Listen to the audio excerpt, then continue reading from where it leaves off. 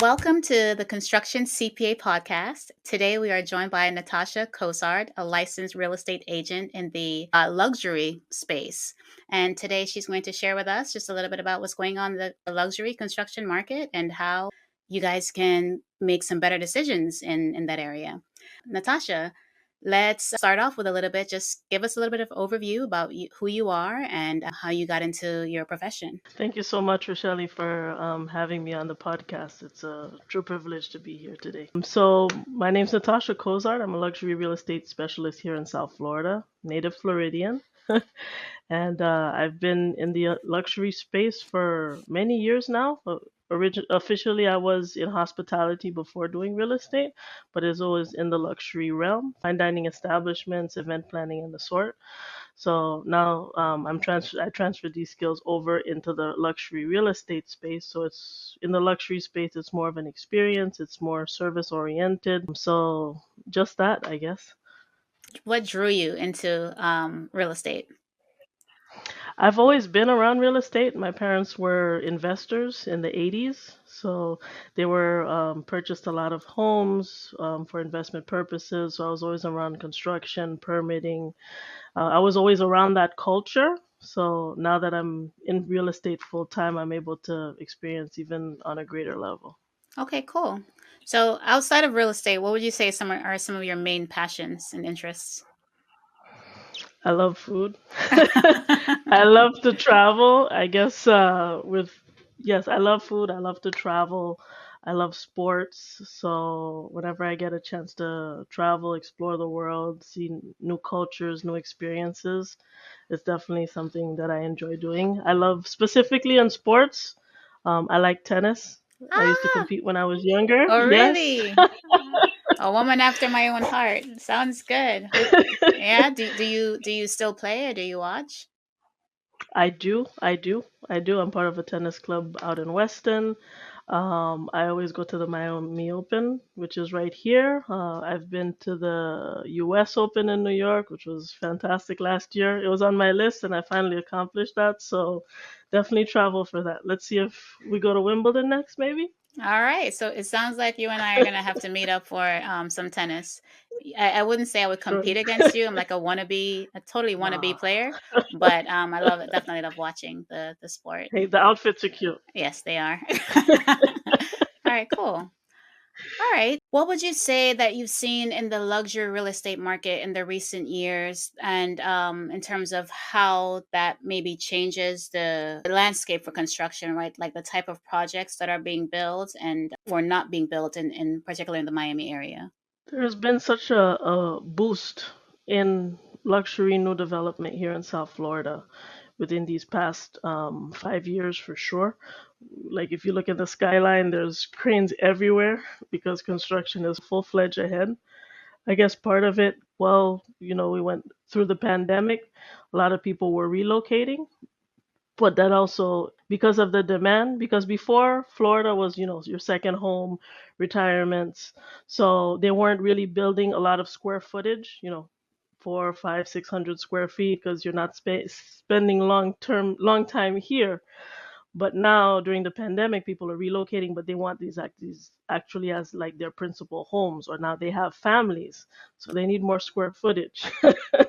So, the market was ripe for that. And because of the price point, people from all the other states relocating with a higher budget, but also wanting to have that quality of life that South Florida can definitely um, provide. We have the tropics, we're near international airlines, and we're one of the few states that have all of the sporting events. We have F1, we have the Miami Open, we have the golfing tournaments, we have horse racing, you name it, we have it. So there's such a rich culture down here that it only made sense for all of this to happen in that timing that they are. So those people, a lot of people are investing for a great quality of life that we can offer, and they just want the best. Oh, that's pretty cool. So in Miami, right? At least my understanding is that there is no such thing as really land available in the South Florida area. So in terms of trying to build something new, build something that's luxurious for the new market, where are people getting land from, and how are developers really dealing with this challenge? Well, it's interesting that you say that. Yes, we buy land, they're not making any more of it. But when I speak to these developers, like these moves or these purchases have been made throughout the past decades. Like in the Edgewater, it's like one lot at a time till they finally have the landscape that they need to be able to build that. So it's not something that the big developers just go out and swipe and purchase. This has taken a lot of planning, a lot of generations have gone into this from, early 70s, 80s, and now we're seeing that fulfill in this time now. Okay, cool. Are there any specific challenges that you can think of that you've seen developers face, particularly in the luxury space? Aside from finding land, Hmm. aside from finding land, in well, early time of the pandemics, they had the challenges like everybody else about getting resources, your cabinetries from, Europe. All of this was backed up in a sense, and as they're developing these lands, preparing the grounds for it, and so on and so forth, just challenges that um, I won't say are typical, but that they've been able to maneuver around and see how they can deliver that product. Especially the more experienced developers haven't had as much of an issue, Okay, but we'll see. got it. I would say, in your experience, how do economic downturns or fluctuations impact the developers in the luxury market? If you're talking about like the in the luxury market, I don't feel that like interest rates per se are the common denominator that's influencing the purchase of these properties, but I think they have a structure that's much more established than those that they had in the early 2000s. So now the developers, they're as they're developing, those that are investing with a percentage down, and that they carry on during the different stages so that they're able to secure the financing for the properties and make sure that they're able to deliver on that product. So how are they securing the financing? Are they buying like one lot at a time, just like one section at a time, like in ter- No, normally the properties, the land is already purchased. okay, So in terms of the construction phases. So it's like, okay, pouring concrete, like when we're doing groundbreaking, that's one step that's already been established. So now they're at the next tier, which is, maybe the 20th floor or top off, and just different sums of money come in to be able to replenish their funds instead of doing it all 100% from the beginning. Because they do need to secure financing from those institutions to be able to move on. So with the down payments that they receive from the buyers, from the properties that they're selling, the units. Okay, right. Correct, correct. got it, got it. Now, what kind of buildings are they building? Are there more like condos, luxury condos, or luxury homes? A little bit of both. Condos, luxury condos, they each have their different styles based on the demographic that they're looking for. Um, Everything's beautiful, everything's amazing, but it's what the end use is. If it's a short-term property, versus something where it's going to have a family year round. The services that they provide, is it going to be a condo hotel, which has the hospitality element toward it? Is it just going to be a luxury living property, or is it going to be a short-term rental condo? Each of them has their reasons and builds their amenities based on that and the lifestyle that their clientels have. Okay. You actually just said something that reminded me of a previous conversation that we had.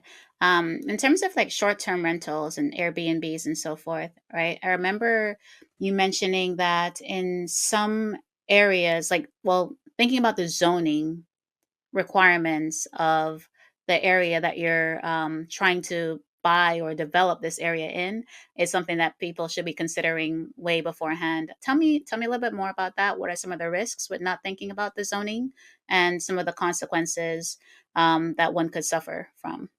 Correct, correct. In investments, definitely South Florida with all the sporting events that we have, it's definitely prime for the short-term rental space. But those that are choosing to invest, if they're doing it on their own, definitely consider what your zonings are in the areas that you're purchasing in, because each city has their own restrictions for or not. So just because you see a beautiful home doesn't mean that it's going to be in a zoning that allows for short term. So definitely consider that, especially the buyers that are not local, that are investing from out of state that don't know. Definitely look into that, because you don't want to invest in this property and then find out the reason that you wanted to do it, which was short term income, you're not able to generate what you want from that. Okay, so from the developer perspective, they're just developing. They've already come up with their master plan. They know exactly what it is that they're going to be building. They've worked with planning and zoning, and everything is all good on their end. But you, as a buyer, if that's you're trying to go the investment route, you may not be able to do what you intend to do with that. So that's something that you should be mindful of. Correct. So whether it's a new construction that you're purchasing, because they've already been permitted for that, so it's approved. They're not gonna change it on you. So it's already built in. So when you're purchasing that investment, you know exactly that that's the use, that's the approved use for that unit. But if you're doing it, like if it's an investor who's going to purchase multifamily homes, or I don't know, duplexes, multifamily homes. Yes, it falls under that category, four Mhm. doors or more. Definitely take that into consideration if you're doing it on your own. Okay, and how would they find out what the property is zoned for?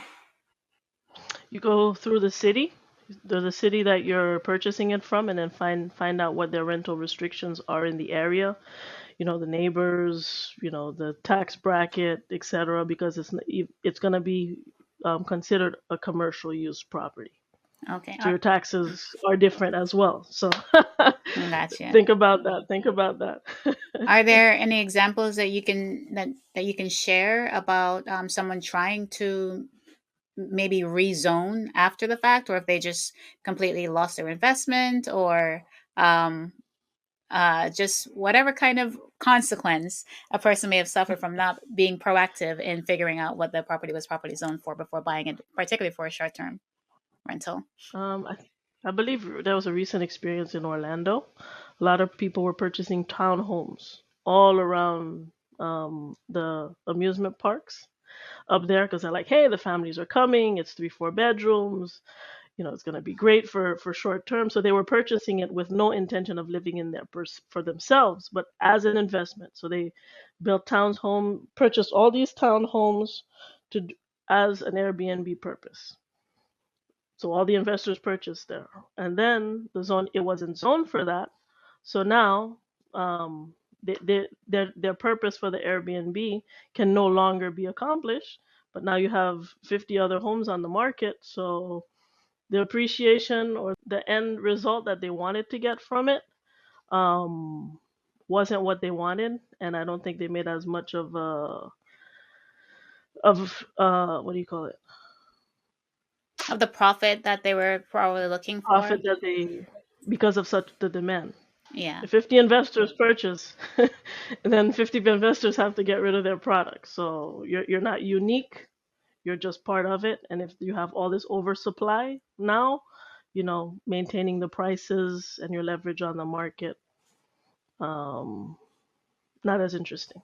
That makes sense. What would be the impact of that for developers that specialize in building these luxury multifamily units? Have you seen any kind of decline in that area? No, it's full speed ahead. What I do anticipate is, because, you know, since there is no more land, how will the mixed use, the usage of the condos that are already existing, what are the new developers going to, you know, plan or create to be able to develop that if there's no more land, okay? And we know about the 40-year, 50-year recertification, special assessments, all that has recently come about in the condo market, what possibilities are available. Will they purchase all of these lots and repurpose them, refurnish them? That's yet to be seen, but definitely there's still great opportunities to invest. So definitely things to think about. If you can't build from scratch, what can you do with what's pre-existing to solve other issues that we have? Good. Okay. And so, how do you help? How do you connect buyers, I guess, with the developers, the owners of these products? What do you do specifically in your area? I specialize in the luxury field. I work directly with many of the developers here in South Florida. And since it's new or pre-construction, they're considered off-market properties because they're not in the MLS. You can't find them that way. So they're all about a year or two out. So if definitely somebody's looking to invest or they have cash available that they want to put towards a property that they'll be using or hoping to build on in about 2 to 3 years, then I'm definitely a great contact. If you're, upgrading and want to be in the city center, Brickell, you name it here in South Florida. As a native, I know all of the different areas because I work the Tri-County. So whether it's in Dade, whether it's in Broward, whether it's in Palm Beach, I definitely have those resources to offer. So, what would be a good, like, I would say, starting point? Like, if I wanted to invest in a property, what amount should I be looking for to have in my bank account? Okay, for I guess right now, because the prices do fluctuate, they do start if you're going in the luxury price point in South Florida right now is 1 million and up. Okay. So if you're looking to invest, usually it's a between to 30 to 40% cash investment until the product is delivered. If you're purchasing $1 million property, if you have 100,000, 200,000 cash available to sign to be under contract, and that's collected in portions until the property is delivered to you. So you're not coming up with 1 million cash straight ahead. You have 10 or 20% to contract, Okay. and then another 10% or however that structure is built until you're delivered. And when you do receive your product, your home, in 2 years, then you're free to finance it at the end, or just get rid of it. You build on the equity that's been developed for the past years, especially the way they're increasing. Here it's definitely a good investment. Yeah. And Natasha, how involved are you? Like, once you are working with a buyer or an investor, how involved are you from beginning to when the deal is closed? I'm with you throughout the whole process. It's always be- because the developer, their agent, represents them. No matter what's going on, he represents them. So when, as a buyer's rep, then I protect you from the beginning to the end. We get your dates corrected. We keep you posted on the progression of the properties, the lawyers that are necessary to review your documents. Definitely, it's a whole process from beginning to the end. Okay. All right. And what is one key takeaway that you would want to leave with an investor or someone that works in the luxury space, luxury construction space? There's always, South Florida is a hot market, always opportunities to invest in this market and the lifestyle. Definitely the Florida that's coming up in the next 5 years is completely different from what we have here. There's a lot of wonderful opportunities throughout the Tri County, and if they're looking for that luxury new pre-construction homes, I'm happy to be of service. Alrighty. Well, awesome sauce. Well, thank you so much, Natasha. And it was a pleasure having this conversation with you today. Thank you so much. All right.